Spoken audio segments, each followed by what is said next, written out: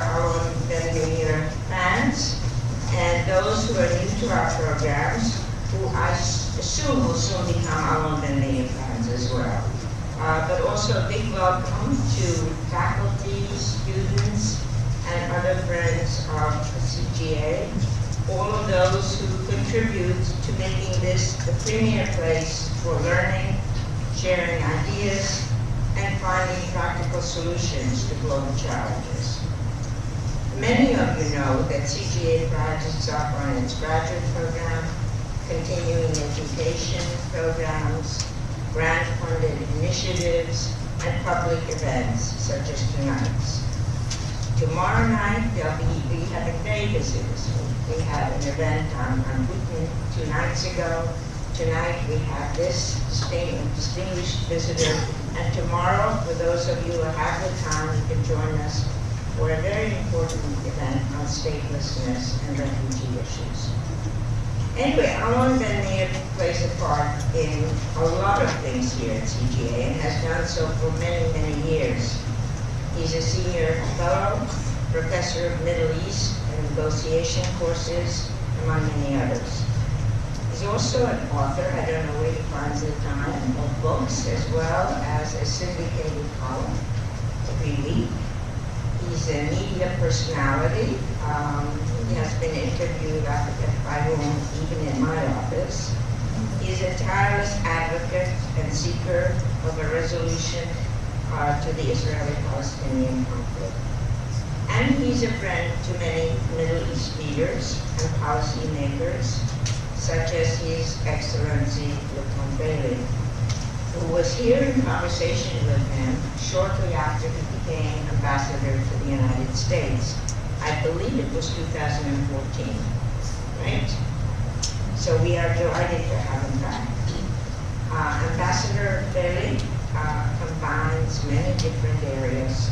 For 20 years, he was in senior management positions in the UK, working in info technology with transnational and US companies.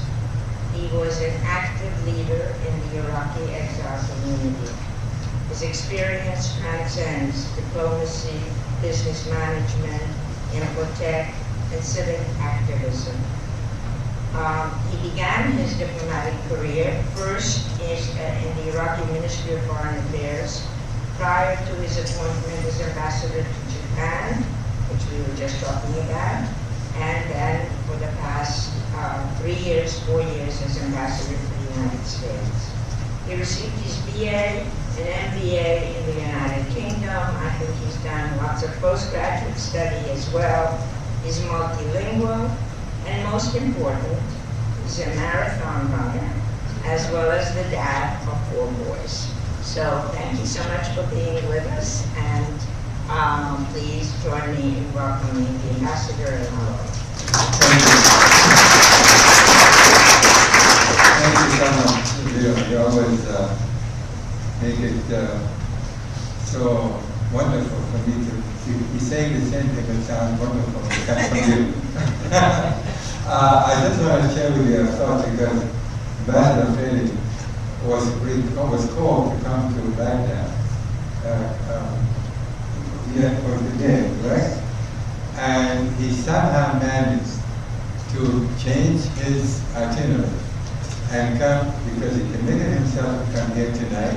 And as a matter of fact, he's going from here directly to Kennedy Airport to go to Baghdad. So, and I think he deserves the biggest hand just for being there.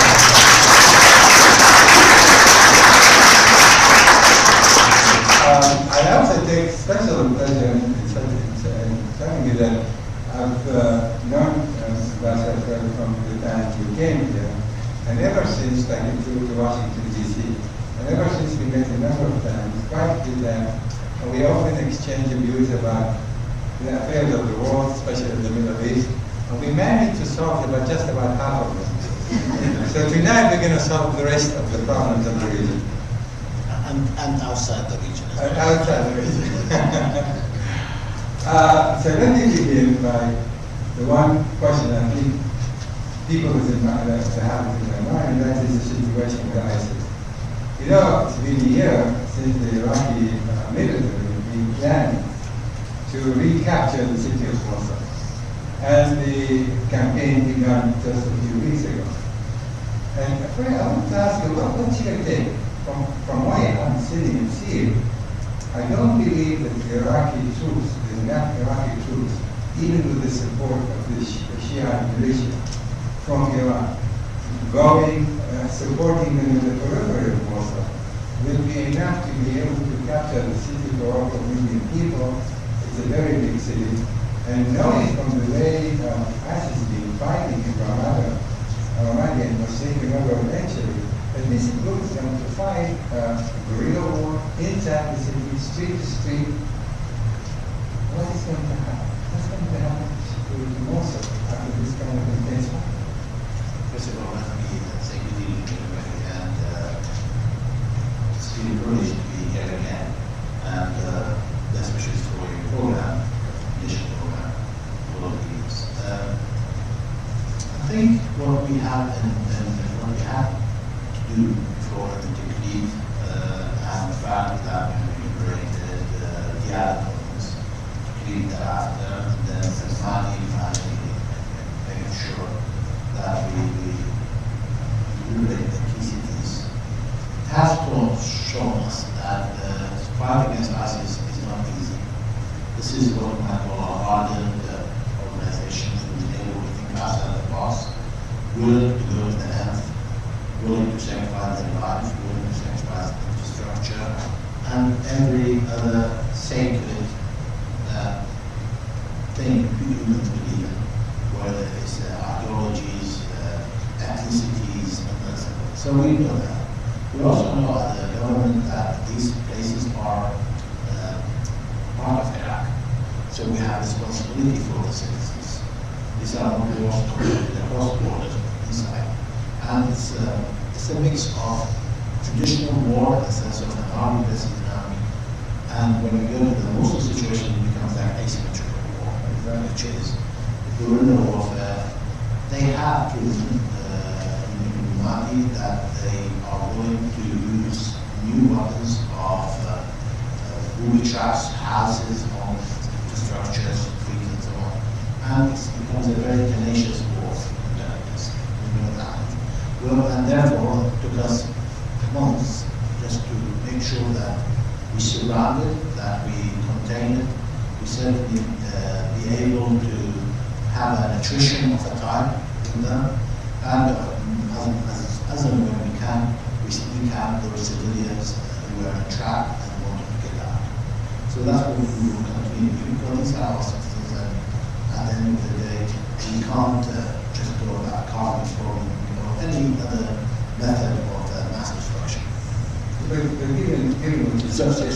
it becomes more complicated in the sense of we need to make sure that all the stakeholders who we can bring in, we will bring in, such as the Kurdish Peshmerga forces in the north, the tribal Al-Jabur or Janani or Shimla or other tribes present in that region. Citizens of Turkmen or Shia Turkmen who were evicted from that place, they need to come back and home. So they want to volunteer. Yazidis, Christians, they are all currently part of the European Youth Problem Organization forces, and they all want to come. The government has its own city forces, plus regular army, plus strong cooperation from the US and other Western support from the air, plus some intelligence sharing, and others who need to be close contact on the ground to help the government. We need all of them to pull in the same direction, so that we minimize the damage of infrastructure and damage of civilians. So that's what we have to do. There is no other plan. There is no, we says, well, just leave them there, because that's who would want to have ISIS next to go to them? Who would want, and these are, as I said, they are citizens of our state. We have responsibility for them. We have to go through this painful process. We will try to minimize damage, but we will have to cleanse Iraq out of ISIS. This is absolutely true, but you mentioned so many elements and forces that could potentially be able to help and assist in this fight. There's an amalgamation of all the Kurds, the Christians, and other groups. But the problem there is no central command. As far as I know, there is no specific strategy. Who is in fact conducting? What is the strategy? How to go about it? What is, then the concern that they have is to explore, no matter almost under any circumstances, it's going to be very protracted. Now, it is going to take months, if not maybe a year, maybe even more than a year to get them to the heart of Mosul. Imagine what will happen with this street-to-street fighting. What will happen to the civilian community, where ISIS, in fact, hide within the civilian community, precisely because they use them as a human shield. Plus they have things like tunnels, other methods of surprising the other. I agree with all that. But I'd also say is that we as a government have responsibility to manage it. The Prime Minister is Commander-in-Chief. In particular, when he needed to tell the Government British forces to stop it in, when he wanted the Allied to participate in, when he asked the Arab tribes in Anbar to work with it in. So this is ongoing. It should help us, and this is what we want to do as well, in the day after scenario in our politics. It's not just an issue of retaining the city. It's how do we go about governing it, how do we go about restructuring it, how do we go about stabilization, and redevelopment thereafter. We need to get the buy-in of all the stakeholders for it. So it's not just an issue of one event. It has to be chain events that we have to manage because of the destruction of ISIS. This is true, but then you have, all of these groups, they have their own interests. They have their own interests. And so even we get to the point where so there's commonalities of interest and priorities. This is what but many of these interests do, contradict one another. They are not in focus. They are not. For example, take the Sunnis in Iraq itself. Yes, tribal Sunnis will be willing for various reasons to support, but not all tribals are willing to support the Shia central government in Iraq. Because from their perspective, and I'm hearing some people saying, some of them are saying, we prefer ISIS versus the central Shia. But they've tried this. They've tried to join ISIS, and they've seen that self-destructive ISIS hasn't allowed for diversity of any kind, whether it's Sunni or minorities or others. So there is that aspect of it. There is another aspect of it is, could they coexist with other communities with one staying under ISIS? So what we have done in the government is, in Anbar, the Prime Minister asked his authority, full authority, as a Prime Minister, to the provisional governor, to the province governor, who is from that province, who is pure Sunni Arab, and handed his authority and said, we have all my authority in getting the resolve the issue. So we will do that. We'll do that again. It's unlikely the government has to participate and get involved. Actually, it's a bit more complicated than you just said, because there is what's called an intra-tribal element. So we have to manage the intra-tribal element as well. So this is the type of the complexity of that region. It requires tenaciousness, focus. You need to make sure that the politics support it. There is no plan B. What he said, you leave ISIS as is, and unfortunately, further destruction of minorities, heritage, and everything else. What does that help? But that's the point. Let us say, and I believe eventually ISIS will be defeated. ISIS has its own self-destruct. That's not the issue. The issue is how much other collateral damage does it cause to this side.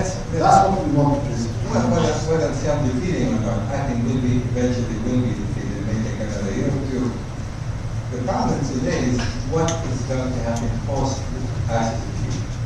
And this is what I'm looking into, and that is when we are, even for example, I spoke to you just briefly a while ago about the Sunni in Iraq. What prospects do they have? ISIS is defeated, and they have tremendous distaste for the central government, specifically during the Maliki.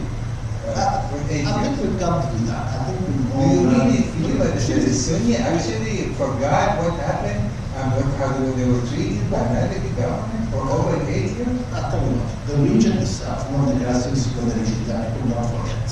So, we are Iraqis, incidentally, mind you, we are both Iraqis. So we can argue.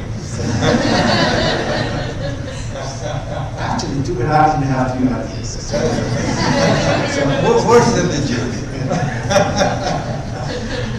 So you can't say that out. Right, no, well, no, we're saying, you know, we have with 3 Jews in one room, we end up with 6 opinions. So, No, I think I'll tell you, the issue is not just of citizenship. It's now they have all realized they need data. They still expect the other to do more. They still expect others to apologize or sort of give up or allow more authority to the other side. That's still there. We need to mature to the high level. I give you that. But at the same time, we all realize now we need each other to coexist. That's already taking place at a very high cost, I would say, efficiency sometimes, but social coexistence is now clear by both sides. But to talk about the victimization here, let me give you another side of it, which is primarily all the car bombings take place in Shia towns and Shia streets and markets and the civilian. So does that mean that they have the right to revenge? Certainly not. We need each other, and people now recognize that. The Kurds recognize it, others recognize it. There has been some, I would say, even irreversible damage with ISIS. I agree with that. In the sense of minorities, Yazidis, Christian students that they were alienated, and so on. But what do we do moving forward? This is what we need to realize. We need to face the challenge and say, we need to get our game, we need to focus on the challenges we both have. We have made mistakes. We all have made mistakes. Politically, those who make mistakes have paid heavy price for it politically. So that's democratic, that's the country. But we need to refine it, we need to improve on it. but even then, you know, you suggest that we need each other, so there's a need to cooperate. It's true. Well, I don't know, I'm not questioning the fact that they need it, but this is probably how I see it, is more as a political convenience. They need each other because there's a common enemy, so let's fight the common enemy, which is fine. But then what happens after that? As the fight, We're already doing that. My point is, we can barge in beyond our productivity, and we have to go through a very meticulous process. At the very high cost to our own army, at the very high cost to our own civilians, who do support the volunteers, because we want to make sure that the day after scenario, the politics aspect of it is done. However, without getting support from the international community in reconstruction, then unfortunately you have a massive population without proper homes, or the IDPs totally displaced, just under 3 million. Without addressing that issue, then you will have the destabilizing factor moving on. These are important factors. I think we've gone beyond the issue of extracting the other or the day after scenario in the politics aspect of it. Without beyond that, what we need is make sure that we take every box in the infrastructure need, in the political process need, and so on. We need to do that. That's we're still going through that. We're doing this all along that way. We're doing this along while we're in a region which is not democratic. While we have terrorism, which is the most vicious aspect. While 175,000 US troops were there, and they weren't able fully to cleanse ISIS out. So this is the scale of the challenge we have.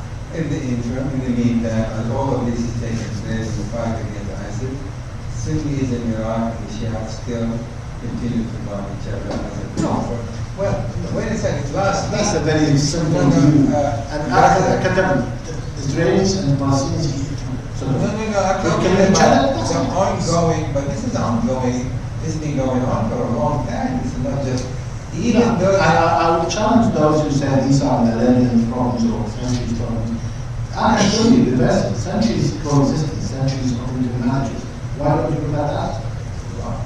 I'm not saying, what let me be with it. Humanity now requires us to go beyond the areas of what makes us different.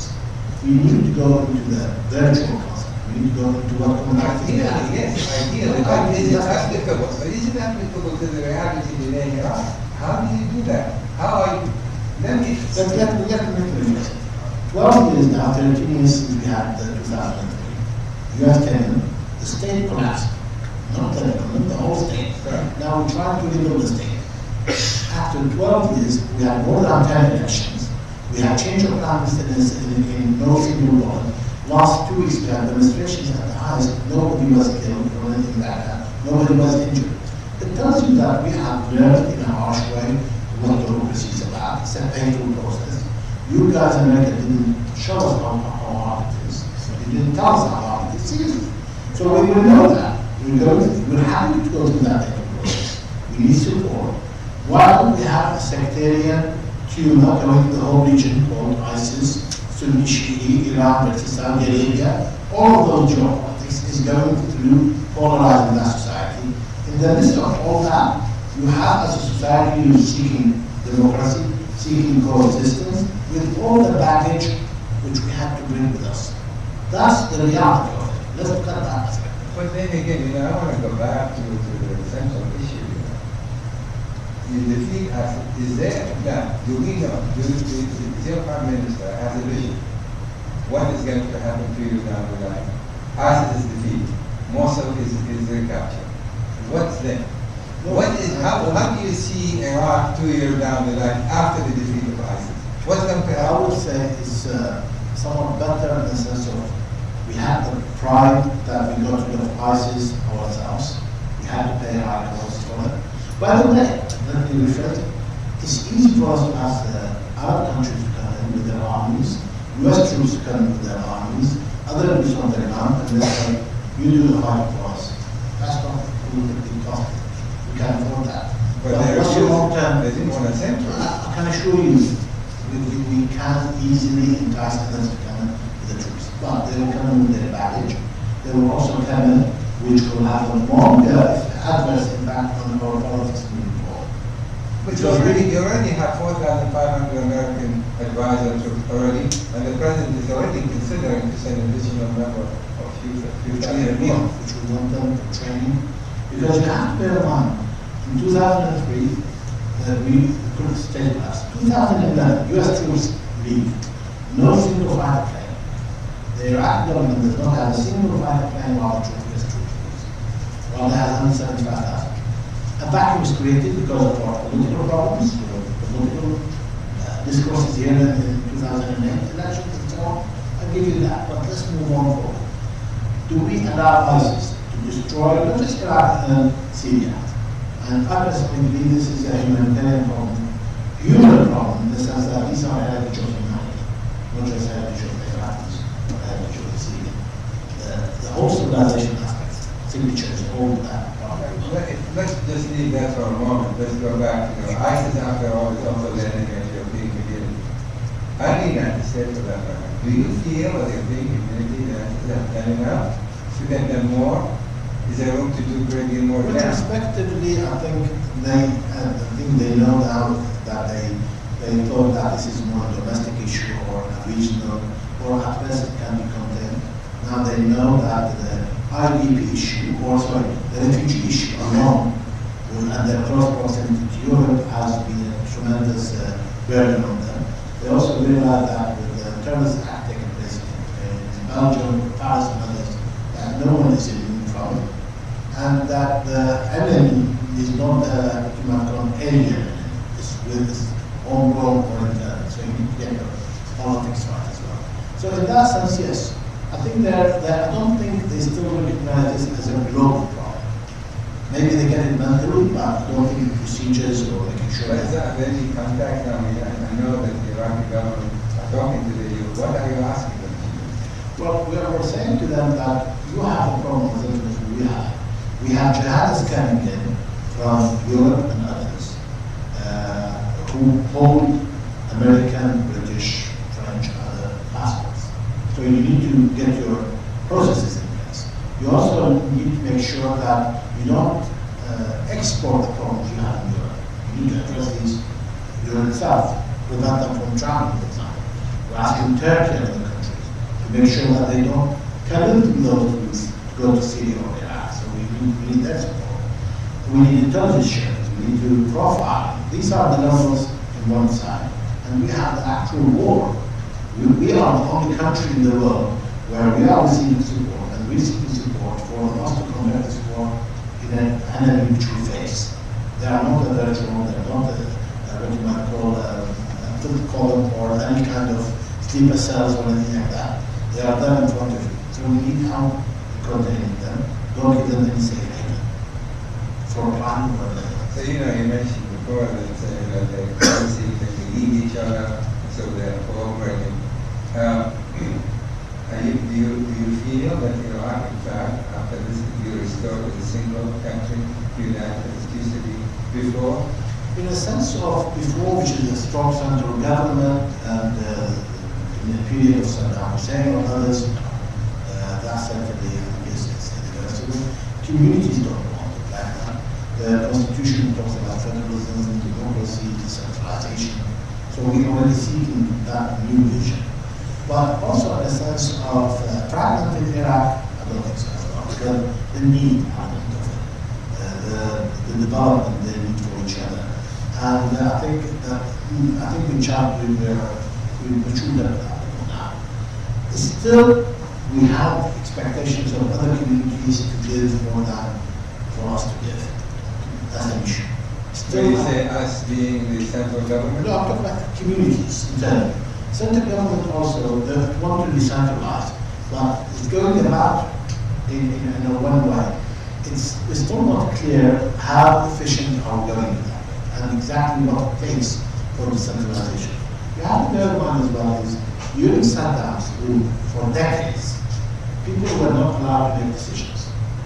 Provisional governors, managers, director generals, governors, and others were not allowed to make decisions. Now, decentralization means they have to make decisions. Getting rid of key ministries, which is to do with their own federal ministries, municipals and other things like health, education, and others, for them to be managed locally is not an easy process for us. People have still expectations that central government makes decisions for us. We are saying that that's not our responsibility. You need to have you get your budgets. You need to manage it. And so are you suggesting that the government in Iraq is open to, for example, we talked a little earlier about the Kurds in Iraq. Based on everything we know, the Kurds are absolutely committed to themselves and the United States knows this only too well, that they will not, almost under any circumstance. They may cooperate now, they may join the fight against ISIS because it serves their interests, but under no circumstances will they relinquish their autonomous role. As a matter of fact, in talking to top officials, I was told directly here, we will see independence, comes what may, and we are only waiting to see how ISIS is going, how the problem with ISIS will be resolved. And the same thing I might say, discuss that with you, we have this agreement on the future of the Sunnis in Iraq. Will the Sunni community after ISIS in fact, will be prepared to just go back to business as usual, which was never usual to begin with. What about the Shia? The Shia already have established central government and they are basically in control. They have already a government. Presidents, you have the key ministers, you have the key generals, or Sunnis or Kurds or others as well. What about people like me who are Kurds and Shia? No, but are you suggesting that the Kurds, in fact, will relinquish or will not want to be autonomous? It's not the issue of relinquishment. They voted for the Constitution 2005, which talks about a federal Iraq, where there is federal entity. They already have the infrastructure for the three provinces as a federal entity, as they're all self-governing in one place, called KRG, Kyrgyz Regional Government. They already have that. So, if we're talking about common defense, common sort of foreign policy, and others, this is what we need to work with each other. And the same thing with the oil resources as wealth of the whole state and the country, not just wealth of the seven provinces. We need to work on the politics of that. On the Sunni path, which is primarily our Sunnis, because Kurds are Sunnis as well. I'm not talking about the Sunni, not related to the Kurdish. The Sunni is sort of Muslim Sunnis or Shia aspect of it. Kurds are Sunnis as well. Yes. But on the Sunnis aspect of it and the Kurdish aspect of it, they are landlocked. We want them to have the landlocked state? I don't think that's beneficial. What about the infrastructure? Do they have the infrastructure for it? I don't think they have. Do they not have an interdependency? Are you suggesting the Kurds don't have infrastructure as a state? I think they have it all. I don't think they're missing anything without So what about everything? But America, I know. no, but not only a So Kurd. what You've been in happened? Arbil 100 times. So what is the, what Are you is the, suggesting that the Kurds really missing anything today? They have, for all intents and purposes, they are independent state. They run their affairs as they see fit. They have their I'm sure profession. if they have the ability to have independence, they would have done it before that. No, but they are not interested. You know, Why?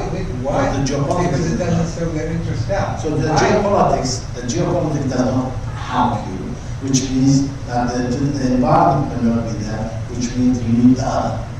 So let's use that each other to help each other. But that is an assumption. What's the I mean, point of me from Central Baghdad if I want the Kurds to be independent while I don't have a good relationship with them?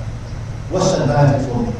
I have issues of water. What's the benefit for me that I can't access to water? You know, you go back to So Saddam there is a need element, not just a desire. There is a need element. Well, I would agree to one thing that at one point there will be some cooperation. But my feeling is this: We're states. We need each other. It's not the American versus Iraq. Yeah, but the central government, 5,000 miles away. the central government in Baghdad, they say we need each other, but they need their own way. And that's been the case under Maliki. He cannot deny the fact that Maliki is doing anything but. Well, Maliki is here is considered as the fall guy for all these issues. The problems are early after the finish second term of Maliki. He was elected. Let's get the democracy in our He was elected, he had 700,000 votes when he won the third term, but he didn't get it because the politics didn't allow it, the democracy and so on. It's a collaboration. So we go through this painful process. It's not easy. We need to develop it better. We have wars, we have economic challenges, we are in a non-democratic region, and we still want to see that. So I think you need to give us some credit here. Well, I'm giving you a lot of credit because I think there was some progress in Iraq, but I know I'm not prepared to go as far as. But you have to bear in mind. Iraq is today is full of No, I can assure you. Let me say this on the record. The country is still going through so many challenges. The jury is still out as to what should look like in 5 or 10 years. I give you that. So I give you that. But as I'm saying, we have responsibility to do something now. We have a massive baggage we carry with us from Saddam's time. Cultural violence, wars, UN sanctions. By 2002, they were no middle class. Zero middle class. How can you build a state without middle class? So this is the scale of the baggage and the challenge we have to carry with us. I think it's not just that we need the credit, we need also to realize we can't do it more efficient. We need support of the United States. We need others. The US shouldn't be fatigued about Iraq. The US should embrace them in Iraq now. But we're saying no troops on the ground, for example. Are you suggesting that you are not asking the United States for more troops? We are saying each case on their own merits. We certainly don't want an Are you open asking check. the United States? The Iranian gave us an open check of support, and we said no. Why did we say no to the Iranian when they said troops, Air Force, anything you want? We said no. Why do the later they have this immediate national threat to them, ISIS as to them, and ISIS to us. Our religious sites are as sacred to them as it is to us. Why did we say no to the Iranian? Why did we say some yes to the American advisors and so on? And why do we have strategic framework agreement with the United States? This is true, but you and I agree. We just talked about it here, not privately, but here. That this campaign to recapture Mosul is going to be protracted. It's going to be costly. It could last months, maybe more than a year, maybe even more, maybe even 2 years. And the only way, in the interim, just think in those terms. ISIS is planting cells just about everywhere, throughout Europe, throughout the Middle East. Every day that are still there, operating as an independent entity in Iraq and in Syria, they are continuing to spread elsewhere, thinking already ahead, if we lose here, we're going to exist everywhere. Now, if this is the situation today, so any military expert will tell you, To prevent that from spreading, so we need to cut them, we need to destroy them as soon as possible.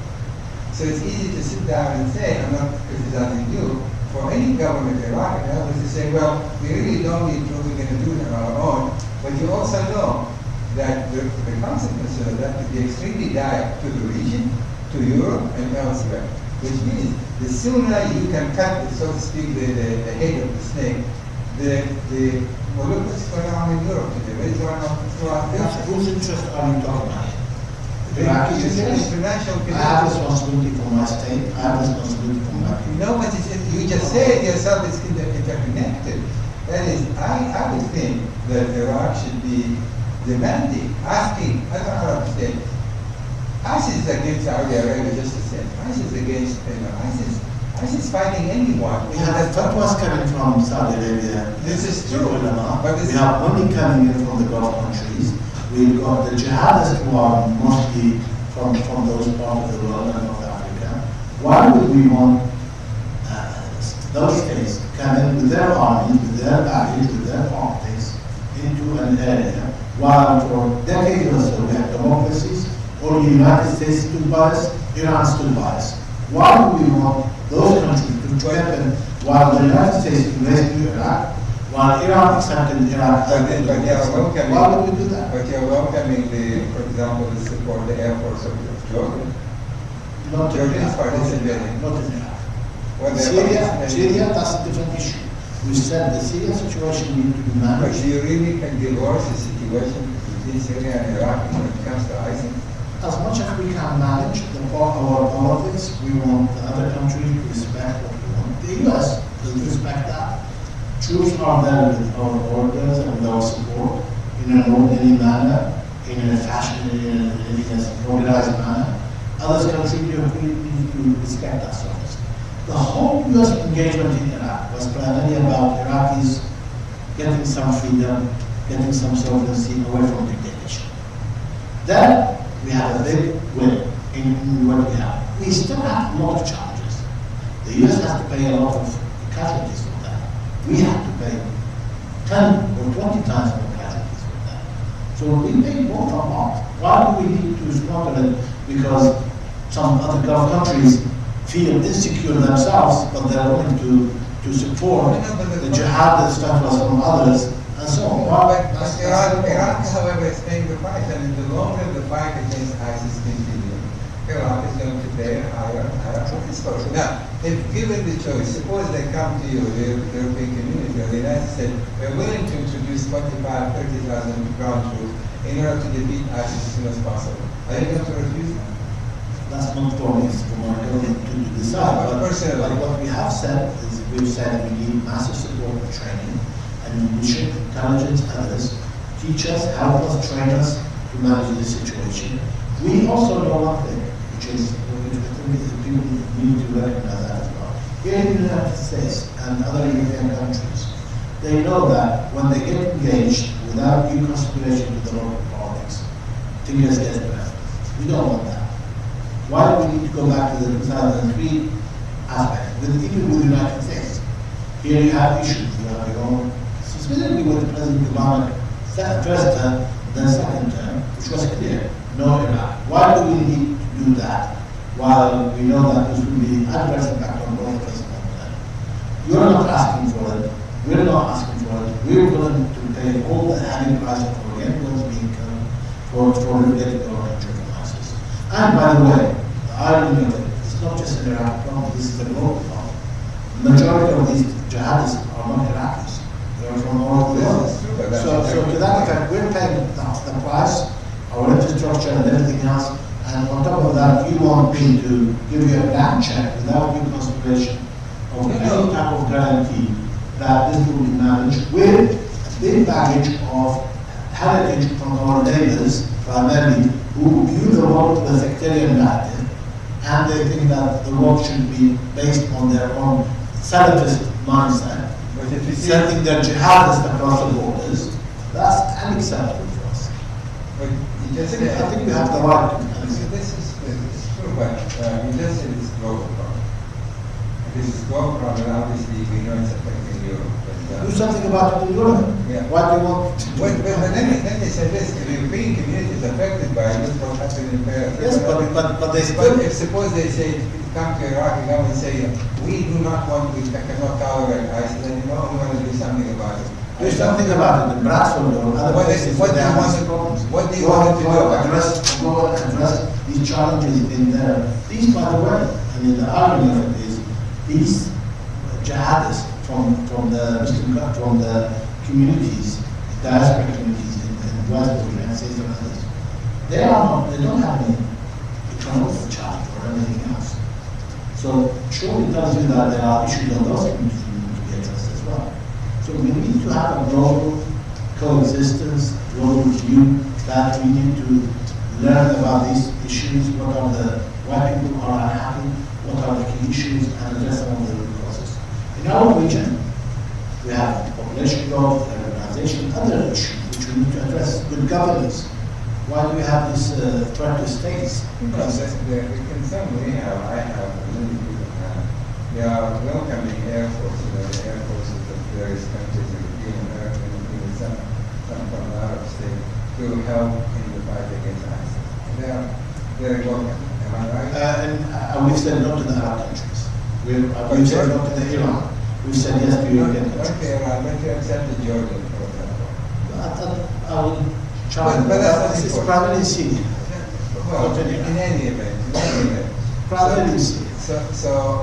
So you're accepting that kind of support. Now you're making a distinction between support from the Air Force versus the ground troops.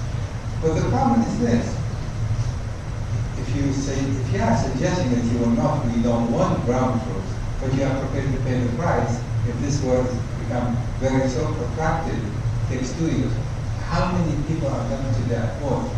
Iraqis in particular, to be able to defeat ISIS with the current manpower that you have, let's say with American training. Okay. But any military strategist will have to sit down and think in terms of, this is my enemy. I want to defeat this enemy. What is going to take? You can't start a war. But these enemies are important to start with. These enemies are in our homelands, not overseas. So we need to be careful that our infrastructure, our population, our tribes, and others can still have a viable coexistence thereafter. So this is the key issue of it. It's a very painful process, I give you that, but at the same time, I would say it can only be done via having methodological approach.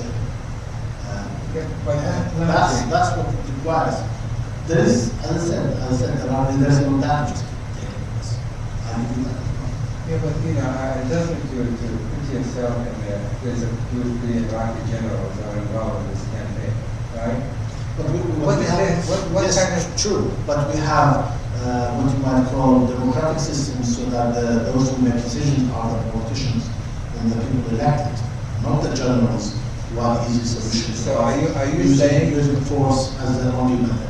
That's why we have democracy. So are you saying that Iraqi is sitting in Baghdad and he's telling the generals this is how you're going to have to go about it without asking what your strategy? No, of course.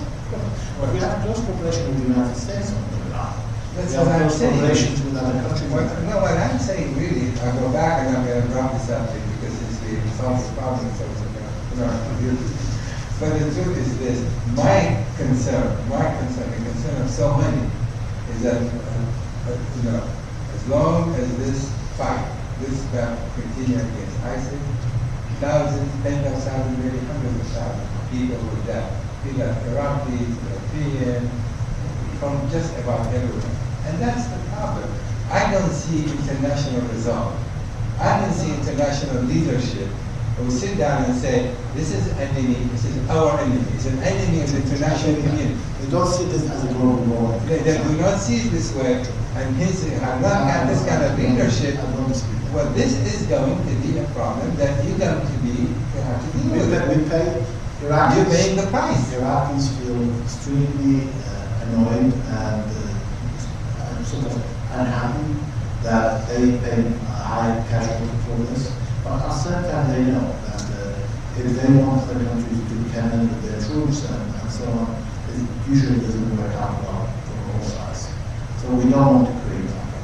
As I said before, Iran next door to us. They said, do you truth, you have something else. And we said no, because we know there is a baggage and there is a cost associated with it.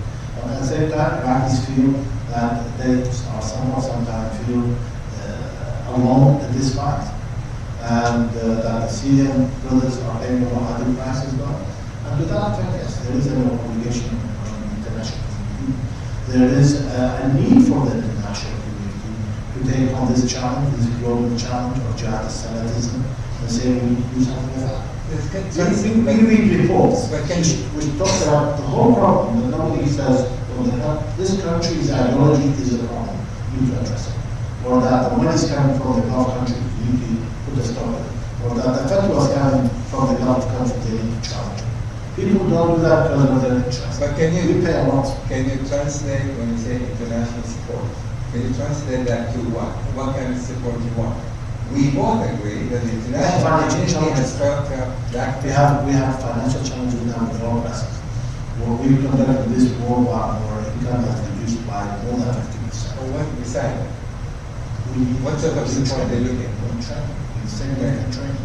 We need to relook at how we go about better governance of these issues. For example, these communities, we need stabilization forces in Africa for the government to do NGOs, to structure and so on, and we need to develop an infrastructure for these things. What's the point of us liberating their towns while we can't build up schools or hospitals, which was destroyed or which was done as a result of this? So we need these for people who are displaced to go back to their homes. We have the same problem in Jordan, we have the same problem in Lebanon, we have the same problem in Turkey. They need to go back to their Syrian homes so that they can play part in the development of their countries. But you know more about the Palestinian refugee than anybody else. How much is that distracted in the long term, the region? We don't want to repeat that. Well, in this particular case, I think the Palestinian, although I'm in favor of solution, in favor of peace, as you don't know, but I think the Palestinian leadership and deliberately followed the Palestinian refugee problem.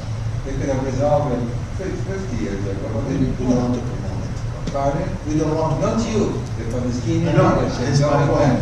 The relation to ISIS, the relation to the whole situation in Syria. We have internally displaced refugees. We have about 250,000 Syrian refugees, internally displaced significant number. We want them to go back to their homes as soon as possible. Let's take a little turn and go to another area. And we have a serious conflict between Iran and Saudi Arabia. Do you agree that there is a serious conflict between the two countries? I think 3 countries have serious problems among themselves, which need to be fixed: Turkey, Iraq, and Saudi. Okay, now there is a de facto proxy war going on between Saudi Arabia and Iran. Not Yemen, for example. There is a de facto war between the two sides, even in Syria itself. Do you agree? Yes. Okay. To what extent do you feel this is impact on the fight against ISIS? I think it's one level is a manifestation of that fact. And another level, the Cold War of the time created problems, local effect elsewhere. I also think in one level it's a politics and power projection of the ideology. But then, Iraq has wonderful, very good relations with Iran, would you say? So what is Prime Minister Abadi telling Khomeini or Rouhani what to do? We don't tell. How do you advise? They ask us for advice. We tell the Americans, we tell the... What kind of advice? What kind of advice? We tell them, let me give example. On the nuclear deal, we said we support it because that will reduce tension in the future. Our focus is reducing tension. If we think that, for example, the Iranian going to the Saudi embassies will increase tension because of the execution of the clergy, beheading of the clergy in Saudi, then we will say to the Iranians that's wrong, and we will say to the Saudis, you're increasing the tension. If the Saudis going to Yemen and increasing tension in the region, we're saying this is the wrong solution. But it's okay for Iran to send its militia and planes and military planes. of the equipment to Yemen, and do you really expect the Saudis not to get involved, given that? I just said we told the Iranians, for example, that they need to reduce tension in the region because it's already being engulfed.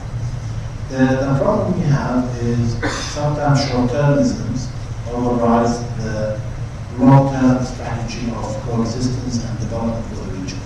A zero-sum game. A zero-sum game doesn't have the Saudis or the Turks or the South or anything else.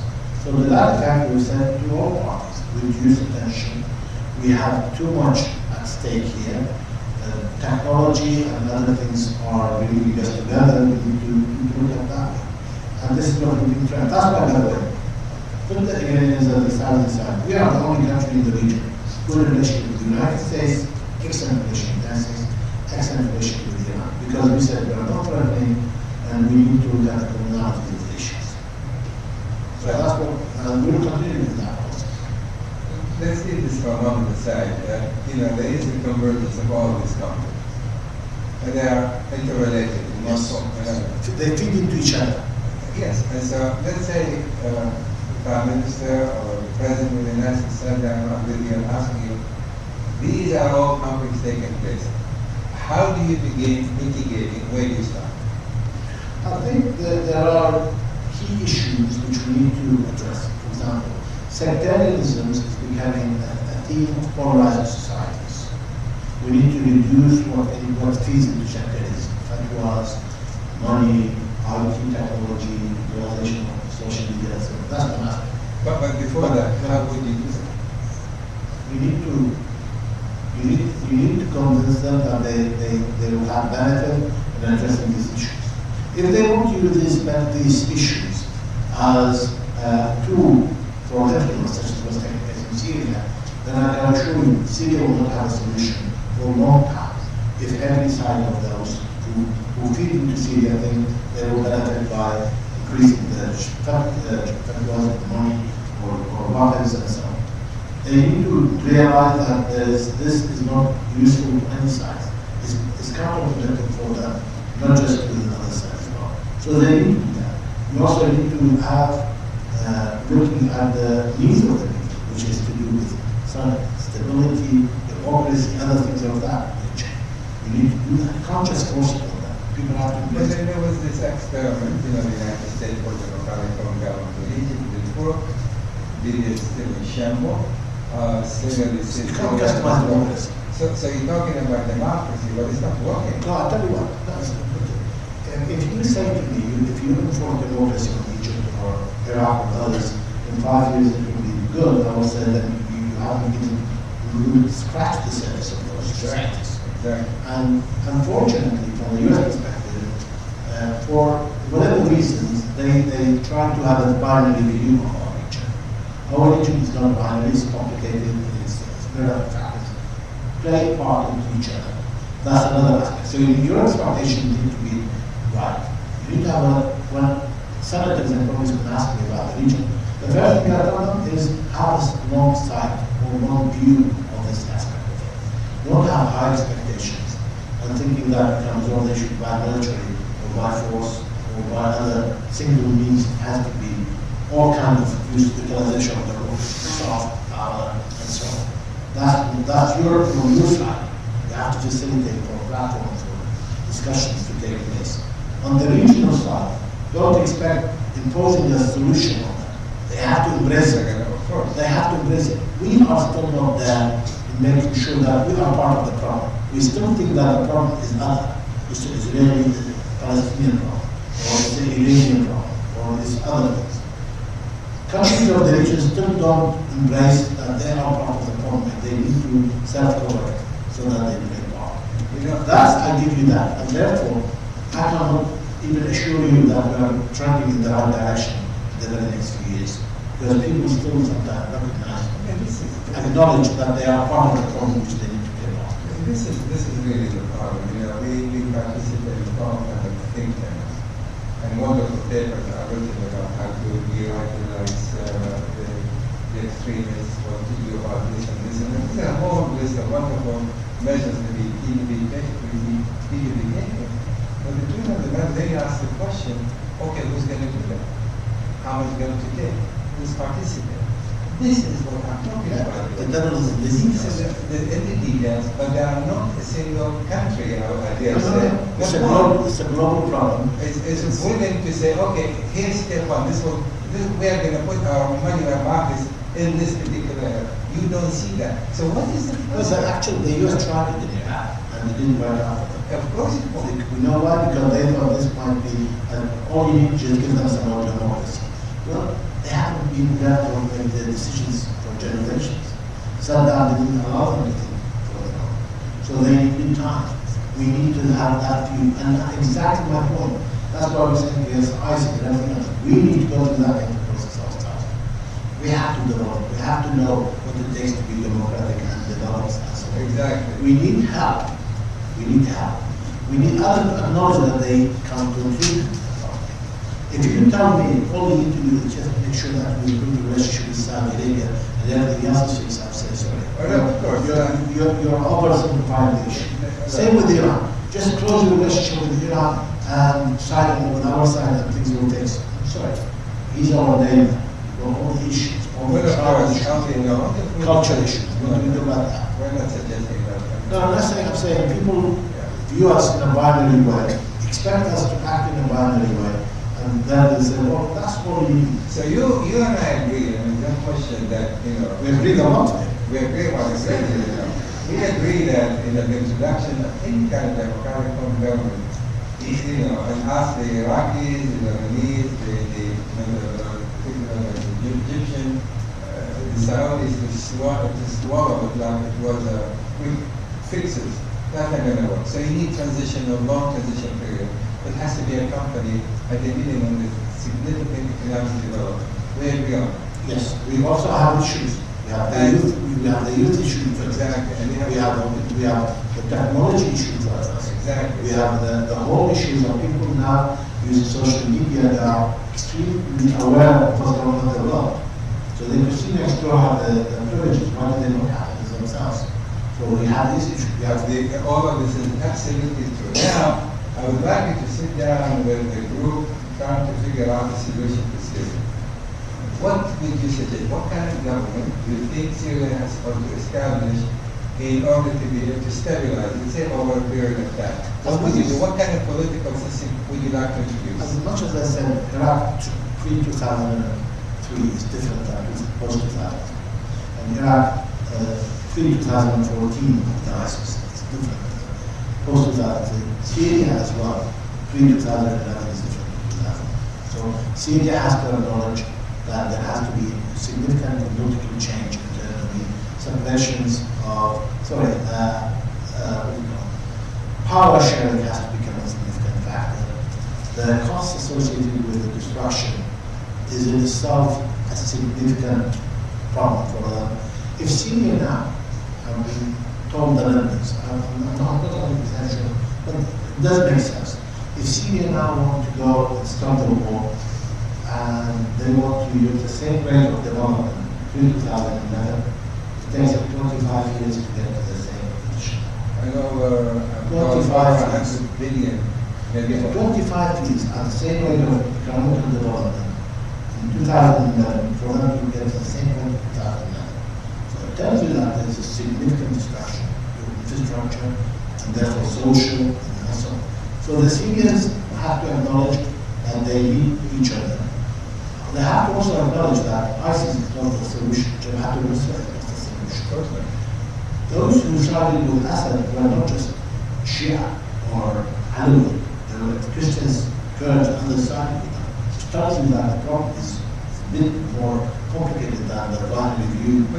And sorry, my final point is, countries such as Turkey and others can play a significant role if they want to be positive and want to close this issue or get some closure. At this point, I can't see any closure on Syria because every side thinks the other has to give up rather than them giving up. That's a problem. This is let's theoretically at least.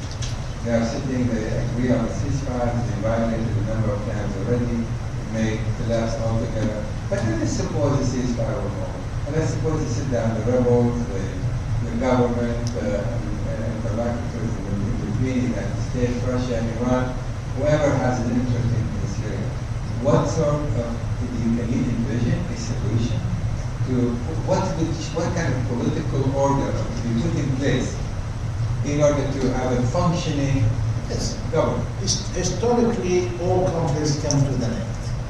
Okay. So you know you'll get there, but how much casualty you have to pay, how much irreversible or irreversible damage taking place, how much civilians and others, or in a Syrian situation, how much humanity's history is being destroyed with ISIS destruction or the actual civil war, plus the cost we have to cost-benefit organization. That's one problem we have. So we're talking about how fast can we want to fix this, how the least damage we want to do that. I still think that Syria has so many players in itself becomes complicated. Because you have so many players with no single player with the dominant force. And countries such as the United States and others, we're not sure whether they get engaged or they're not get engaged. That also created What we know is there's scores of terrorist groups, scores, not 10 or 20, more than 50, 60 operating in Syria today, from 10 to 1,000. So we have all of this. It's a vacuum. There's a huge vacuum, and everybody is converging into this vacuum, playing their own game. Now, how are you going to stabilize this like this? With the best of intentions, what you are saying is will not be easy, and there's no question that it will be easy. So then what should we expect then? No, you have players such as Turkey, Russia who played a role now, Iran, Hezbollah who had an operation. But you are mentioning countries that in fact perpetuated deliberately the civil war in Syria. Iran was supplying Assad with expecting to have a magic wand and fix this. No, I don't want you to have magic wand, but because you're mentioning the very culprit who prolonged this war. From a practitioner point of view, I'm telling you, we need those entities on the ground. We need them to understand that there's a cost associated with their policies, address policies to the Syrians. And by the way, even if you carry on with the situation, even if you divide Syria into whatever you want, what do you do with the refugees? What do you do with the Jordanians? My argument is not with you. I know that have the best intention. Seriously, going back to Syria for a moment. Russia vetoed 3 resolutions, United Nations resolution, preventing any kind of effort to resolve the conflict in Syria going back to how many years? 4 years. They've been supplying Assad with a killing machine, day in day. So Iran has been doing the same thing. So let's just, even if we stop there, not to speak of other front, Nusra Front and Al-Qaeda and on and on and on. Now, any kind of, but if you take these 2 major players, Iran and Russia, who have had have been exercising tremendous influence in Syria for many years, decades for that matter. Are enough of them to agree to any solution that's going to diminish their influence in Syria? Do we agree on that? To an extent, but I'm saying that there is a good news there. No single power has the monopoly of force.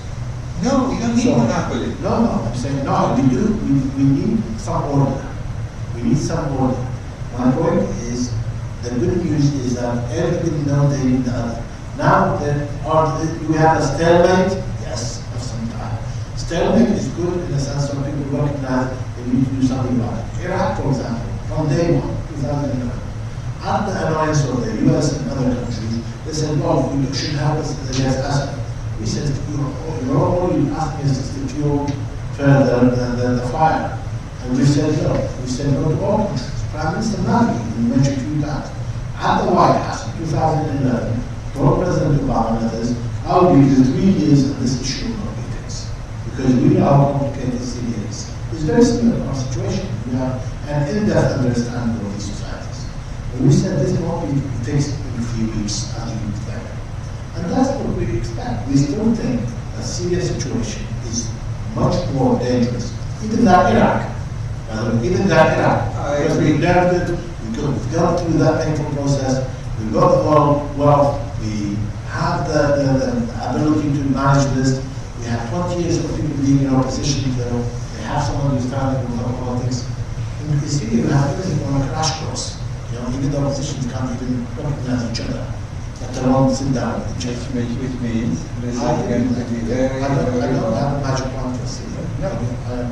So here, I mean, again, you know, for example, when the Russians realized that Bashar was doing a great deal of wrong, they came in force in order to strengthen him, and so they did exactly in order to not to save the life of Syrian people, but precisely to make sure that their position and influence in Syria is sustained post-Assad himself.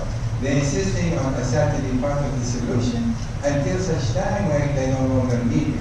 So we like Iran or Russia. But why do you only mention the Russia? Why don't you look at the Gulf, the Turkey, the European? Well, Turkey, I was actually unfortunately, all thought that this issue would be resolved without an active law.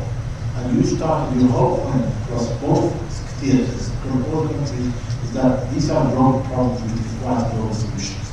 I give you that. So the US and others have responsibility, and they thought that their inaction is not an action. And in reality, their inaction is an action. Okay, but that's what I'm really trying to get to. When you say responsibility, but then you are saying no ground rules, not really framework. For Iraqis, you said for Iraqis. So do you feel that President Obama made a mistake in Syria by not intervening earlier? I think this is for the American Are there any recording here on the television? That's not the That's not on the television. Well, I can tell you, it should have. I don't know how to say it. You have the power of the vote. I have the responsibility of the ambassador. So just go back to Syria. You know, we in the academia try to figure out solutions to obviate. Do you feel that there is a prospect of establishing a sort of representative government in Syria that reflects the demographic makeup of the country? Or as a transitional government for 6-7 years, and to focus on security, building, focus on economic development, on security, on opening the schools. I don't, at this moment, I wish I could say I'm very hopeful, because at this moment I still think there is an expectation of the stakeholders who may not have played the best of roles, on the other to be up. So to that effect, this attrition approach will continue. There is another side, which is relevant to the theme she talked about, which is managing complexity. Unfortunately, as somebody who practices diplomacy or politics, I get more and more convinced every day that even countries are finding it difficult to manage the complexities of the world. We need to do better. We need to focus more in resolving conflict issues, whether this conflict is environment or it's physical or ideological, such as ISIS and others. Managing complexity is a challenge for us. So in the case of Syria, when you look at conflict resolution, we ask ourselves, well, how any given conflict may be resolved? You can say, well, if the people can reach a point of exhaustion and realize continuing the fight is not going to improve their position. That is one way. Do you feel, for example, in this, or if they fight further, they may improve their position? At what stage do you think Syria is at this point? They will continue to fight until they reach a point of exhaustion? But there is a problem here, in the sense of those who fight on an ideological base look forward to being killed. So we have a problem there. So that's what I want to ask.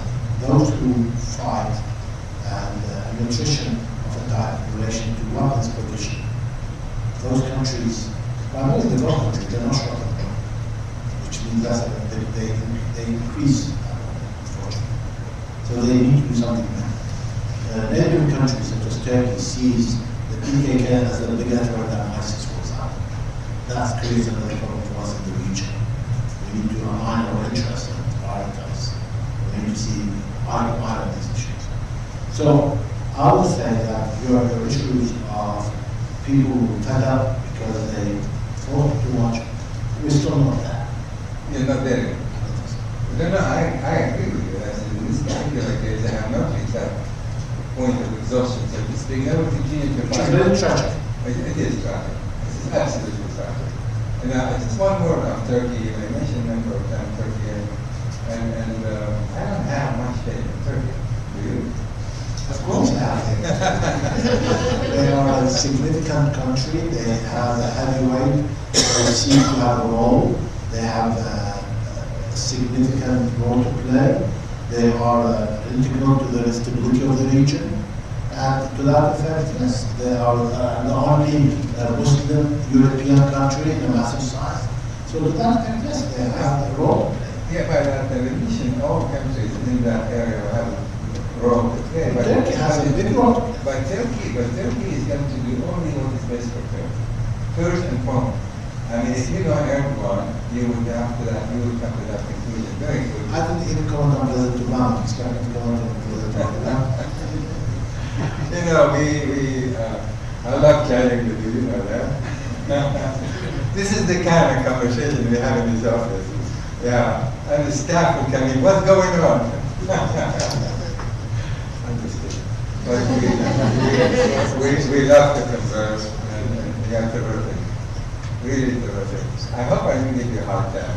No, of course, I hope I didn't do that. I try to take it easy.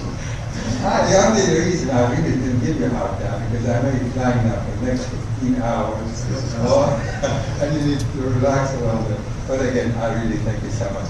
We're going to take some questions, but I want to take as many questions as possible.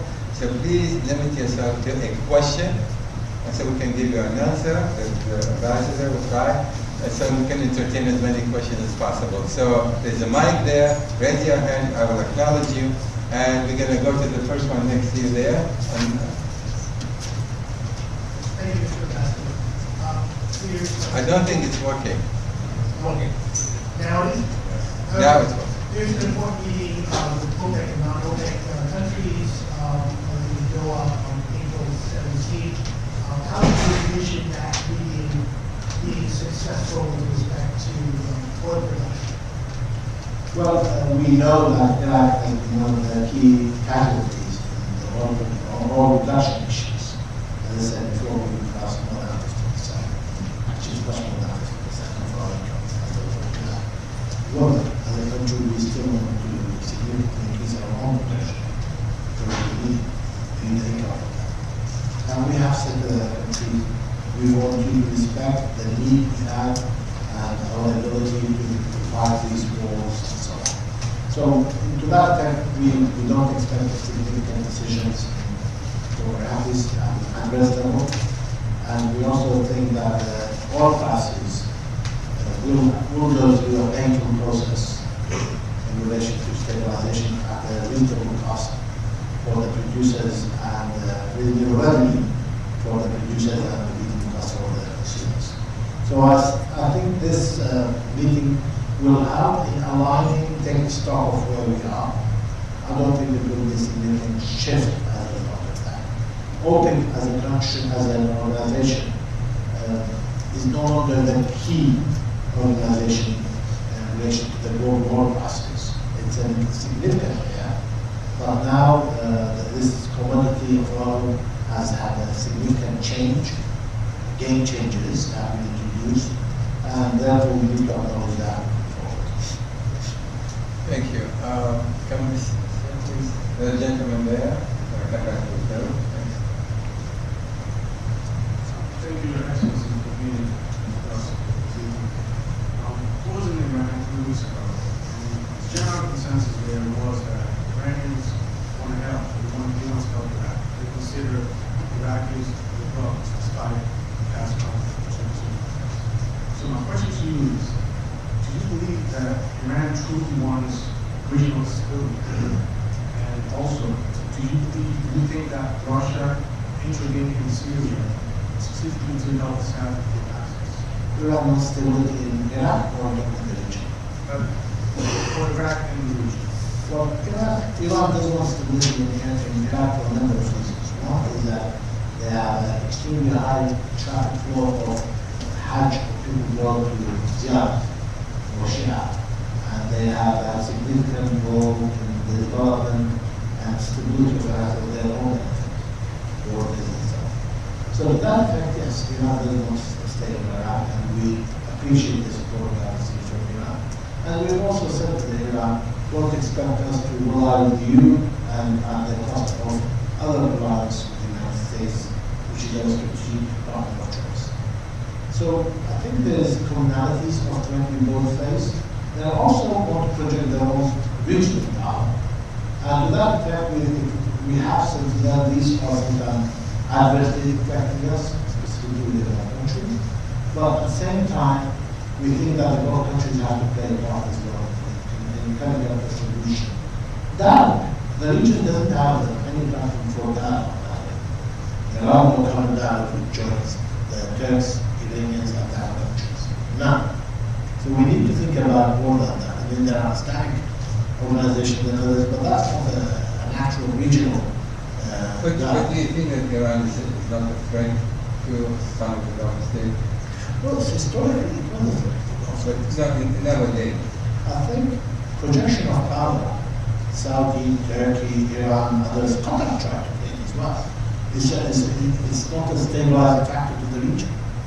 That's the problem we have. We have so many interdependencies.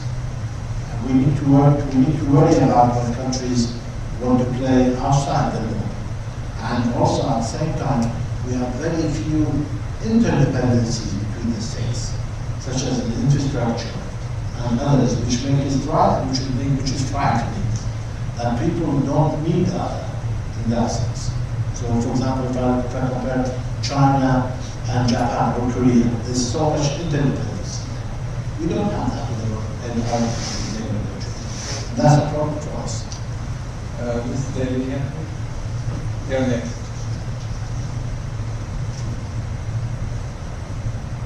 Thank you. You mentioned briefly the economic crisis, and I personally will say that the economic crisis may be a bigger threat long-term than the Islamic State in Iraq and Kurdistan. Could you speak to what will be the response and recovery to the economic crisis? Iraq is now not used to, but they can manage the ISIS threat. It's no longer a threat to the unity of the country. Everybody is more or less known that this is a problem for us. The economic challenge is different because we have had so several rise on oil prices. It has the region of 95% of oil, 95%. One commodity which hardly utilizes our own workforce. So we have an issue. So that effect is also sort of economic challenge. Is it not to the stability of the country? I would say to the politics, yes, socially, yes, but it doesn't mean that the country will be fragmented as a result of that. It also does mean that we cannot have a quicker social harmony, political harmony, because we have to go through a painful process. And at the same time, Iraqis have had what I call a thick skin. They got used to addressing the threats and other aspects of it. And to that effect, I think I would say that their resilience will get up. We see this as an opportunity for diversifying. However, we still don't know what it takes to diversify. In the sense of people paying taxes, for example. People still expect that they don't have to pay taxes. That's an issue. And an issue of that sort of nature, which is through the state citizenship formula. Once a give and take on both sides to that. We still need to go through that process. Gentlemen there, and you're next. Thank you, Mr. I'm sorry that we haven't talked about the role of prejudice in the crisis in the Middle East. That various sectarian organizations, sectarian groups, do not recognize the humanity of each one. We talk about peace, bringing peace among people who have no respect for even the humanity of the other. countries like Syria, like Iraq, like Iran, that still do not recognize the humanity of the Jew. When we accept one form of prejudice as being okay, how do we hope to bring unity between people who have such prejudices against them? I mean, we have more or less have not accepted ISIS because we don't want that formula which ISIS is trying to project, which the formula says that if you are not a Salafist Sunni, then unfortunately you can be enslaved or killed or whatever, ethnically cleansed and others. So to that effect, we have recognized that fundamental human right value of tolerance and of accepting that. And in Iraq we have accepted that. However, as I said before, you have organizations such as ISIS or Saddam Hussein's who purposely re-engineer social engineering in societies to allow for them to continue with it. That's what dictatorships usually do. Our region is full of dictatorship. Our Iraq is trying to be democratic in a region which is not democratic. So to that effect, I give you you're right in the sense of tolerance is a key challenge which we need to embrace in that region. It's a key attribute which we need to embrace in that region. But at the same time, don't look at these are regional problems, because globalization doesn't mean that ideas can go transnational without any protection of any type. My iPhone has more access to data than any other historical examples I can give you. And to that effect, it's dangerous and it's a blessing. It's up to me what do I want, a recipe for a new sort of food or a recipe for what to make a lot. It's both available on my iPhone. It's up to me how I want to do. We need to have what I call a global dialogue in relation to topics, and that's the view about it. The gentleman here, and then this lady right after that. Thank you very much, Mr. Ambassador. You mentioned early in your talk the fact that Mosul and people struggling in Mosul are your own countrymen, so that you therefore have a responsibility to protect them. Later on in the talk, Later on in the talk, you mentioned that given all of these calls for aid from your neighbors, you're concerned, rightfully so, with the geopolitical interests that come with that. So I'm just very curious how you balance the responsibility of helping your countrymen with the need to protect them from these geopolitical forces. I think what Professor Alon talked about before in relation to the cost associated with it, this is a key question which our Prime Minister and people who try to help him try to answer, is what is the level of support we need, which we need to urge, which we may not get, and we need to beg to get, versus what is the level of support which we say, this is more than we need to address these issues.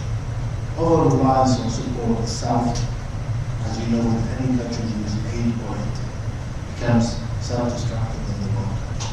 So we need to look at that.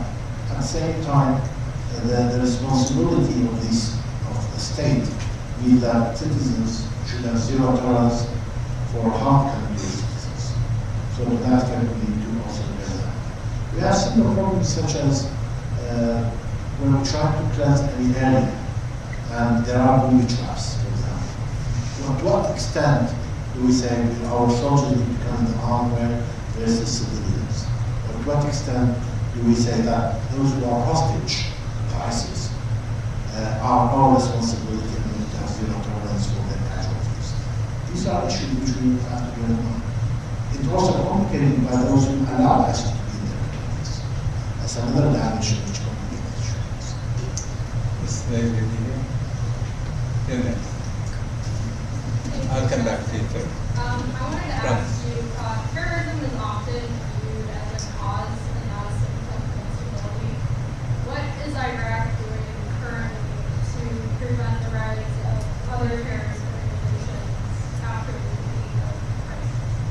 Well, the whole politics in managing that we get rid of ISIS in as clean way as possible whether it's integration into casualties, infrastructure, archaeology, and so on, is a key challenge for us. We also have to know that the challenges of the region itself is an issue. For example, youth, urbanization, and other things like that. It's an issue which may help. By the way, if you look at those who are primarily involved in the management of suicides, they are not people who are financial, who are sort of from what you might call they're impoverished societies in our country. They are usually well educated in the past, which means that there's an issue of ideology interest. It's not just an issue of economic depravity, an issue of social injustice, which people usually are those upper middle class have that feeling, and we need to address those two things. And issues such as Israelis, Palestinians, and we do long list of issues who have some relevancy to these issues. I'm not saying they are only bad, saying they all have relevancy. On the other side, we also have, as the United States and others, global responsibility whenever you want to protect your power. How does this feed into or feeds against the inclusion of ideas into the fight against ISIS? I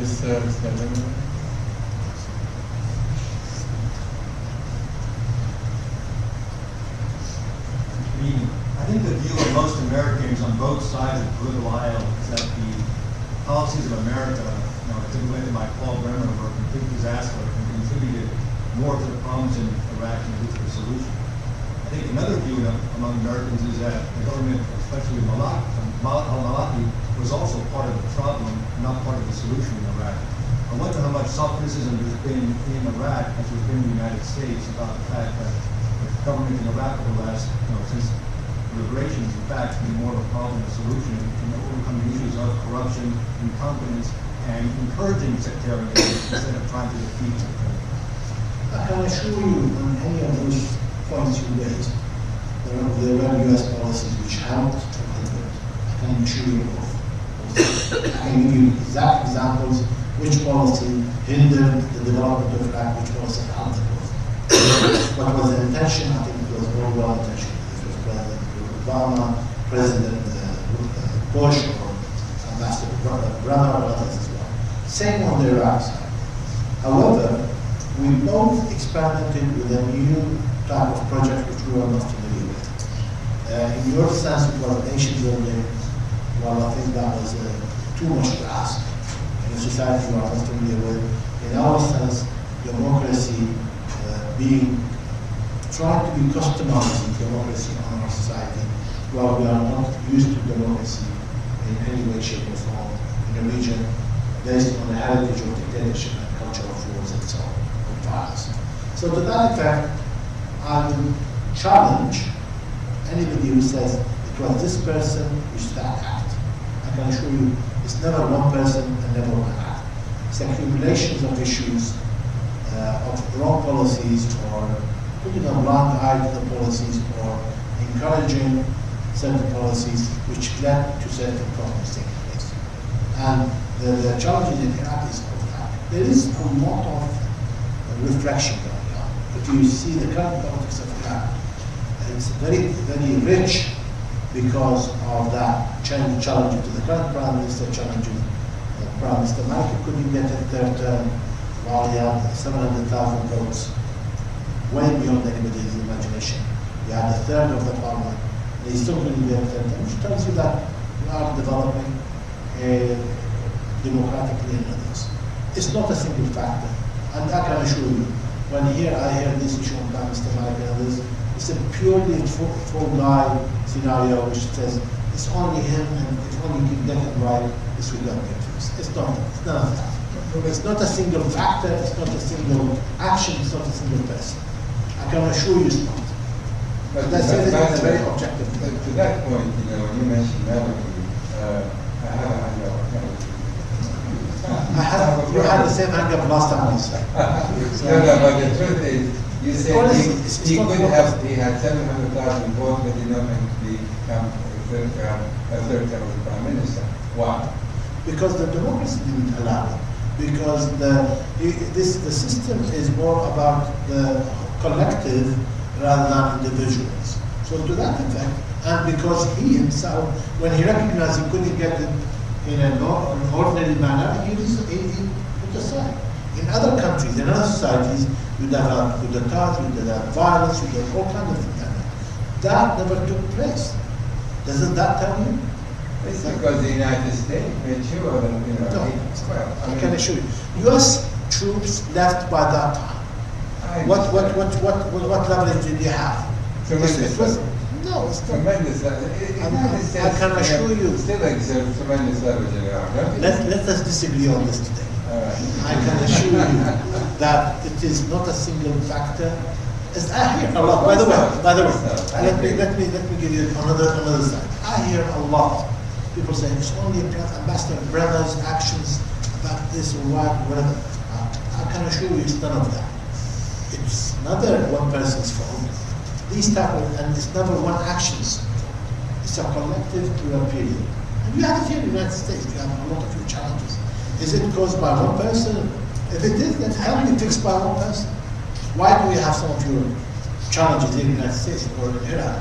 Can't be fixed by one person because it requires a tremendous amount of work and time and nurturing to get it right. That's what we need to acknowledge. That's where my point about complexity. That's where the complexity comes in. It's easy for our people to tell them, specifically politicians, to say it was only that action. If we fix this, then we can get it right. Yeah, but in the case of the United States, there is a, you know, like in dealing with Iraq, there is a system. There's a political system. There's people who have But the system fails. The system fails. Exactly, that's my point. Wherever operated based on orders coming from Washington, he dismantled the whole country, dismantled the external security, the police, the infrastructure, and the whole thing collapsed. Even now, substantial amount of Iraqis who suffer and dance the Saddam says we cannot tolerate the Iraqi police, intelligence, or others before. So that's even now. So it tells you that there are no single acts, or if only this. I agree, but even now it's because also they are still suffering because of the change, like you said yourself, in Iraq itself is not fast enough. The progress is not it's not that fast in order for the people to feel very different. Sure, but you are a student of history. How long do you need for societies to develop and evolve when you look at it in a historical sense? Decades. Yes, that's what we need. Okay, yes sir. Wait a second, wait to the mic, and speak into the mic, please. Yes. As the current ambassador to the United States, I just wonder, in the current climate in Washington, where you have an administration here, you have obstructionist Congress here, are you finding it difficult to get your message across and to get some of the necessary things, whether it's advisors, money, weapons, or these things pretty much the same as in years? No, we do feel sometimes as ambassadors, and here I'll talk about on behalf of my colleagues, because it's a similar theme we have across, is that we sometimes have to understand the politics, reverse engineering of the time, and also we need to understand what are the limitations of each of the powerhouses or congressional executives and so on. So we need to understand that. So there is not enough harmony going on in Washington to make life easy for us. That's very diplomatic, but it tells you that. But at the same time, there are certain understanding which we need to channel in the right direction, such as the fight against ISIS. Everybody recognizes that they may have been a bit late, or could have stopped taking further. Who's to blame? We don't get involved in that. We don't want to really get involved. We respect the system too much for us to say that we can influence it, and we want to give it its own time. At the same time, when people exactly don't talk to the legislators and others, sometimes they come to us and say, you have this discussion that's sort of it's a power we have in a way. It's an opportunity, but at the same time, we will not have the facility to influence those houses or those people of key positions.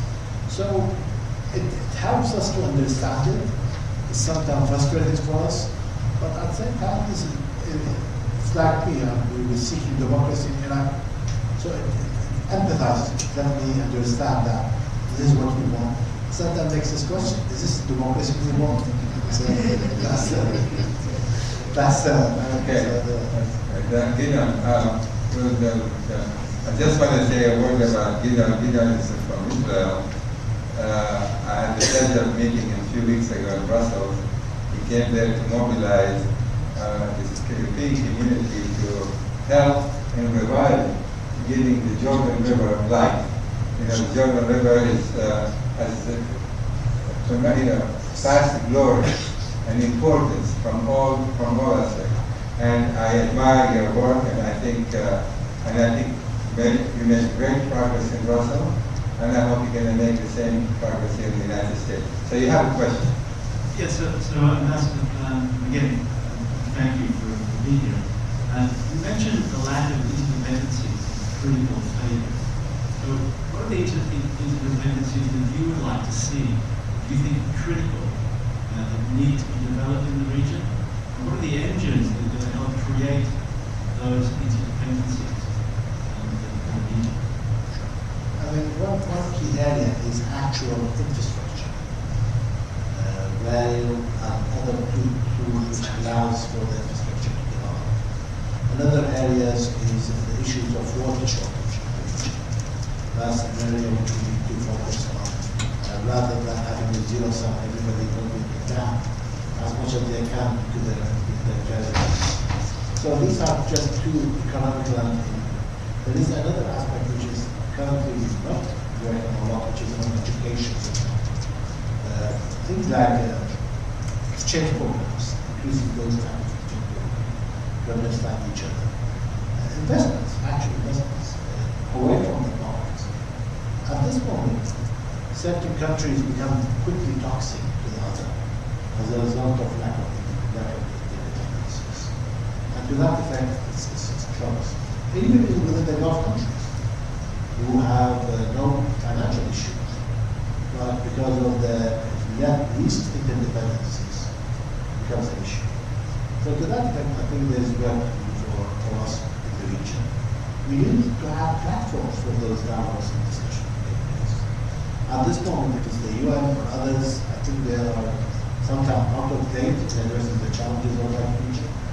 Sometimes there is no desire or hunger for it because you say, you go straight into, you don't fix one problem, you want to give them a myriad of issues. I want to fix the Israeli-Palestinian problem, the Cold War going on, the Russian-American, and so on. To that effect, too much of the package.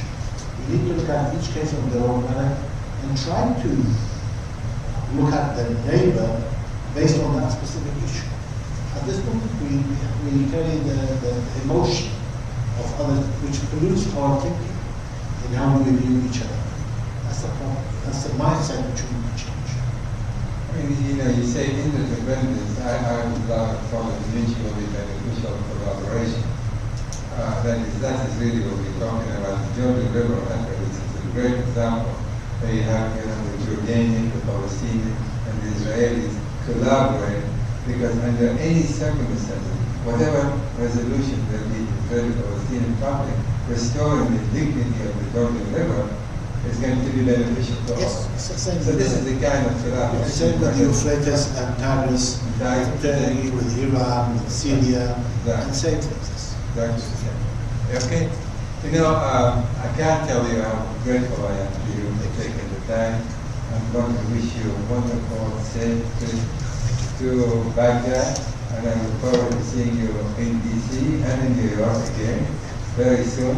And I think the ambassador has done an incredible, and thank you for taking the time and taking this particular issue. He deserves the biggest hand.